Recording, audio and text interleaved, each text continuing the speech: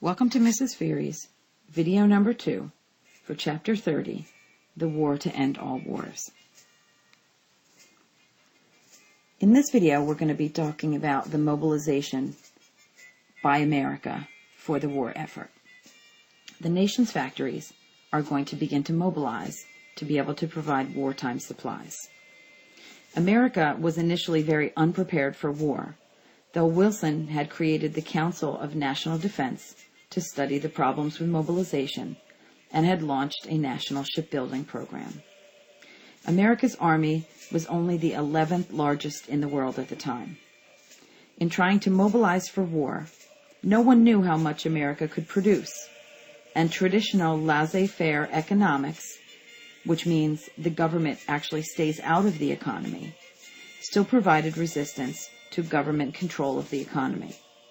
And in March of 1918, Wilson named Bernard Barak to head the War Industries Board, but this group never had much power and was disbanded very soon after the armistice.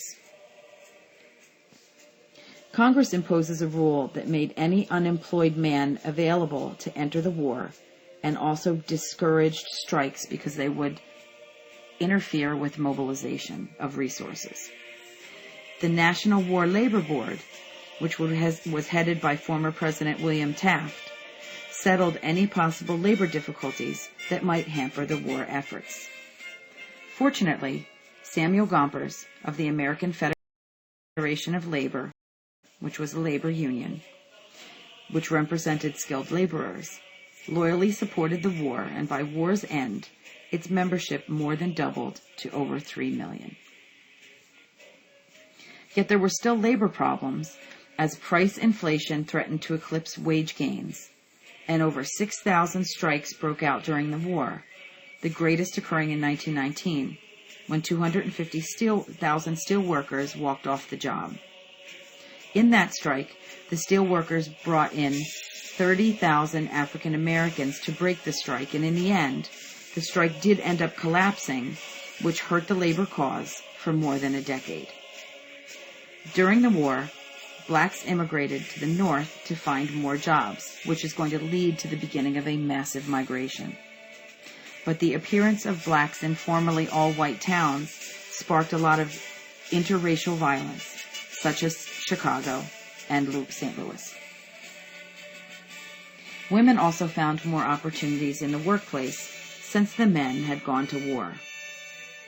The war actually split the women's suffrage movement into two parts.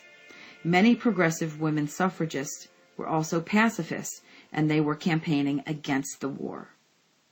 Most women supported the war, though, and concluded that they have to help in the war if they want to help shape the peace.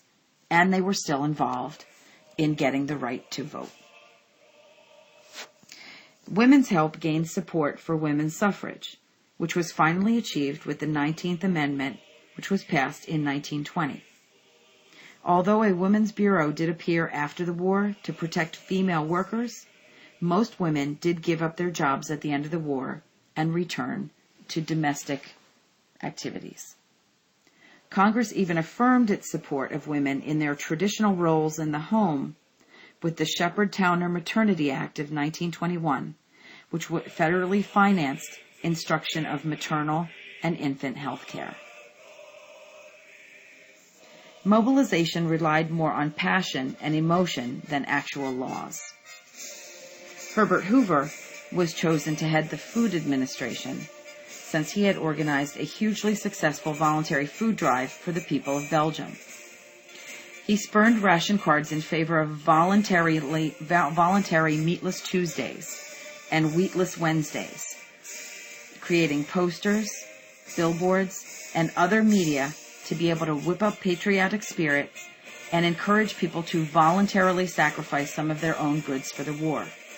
After all, America had to feed itself and its European allies.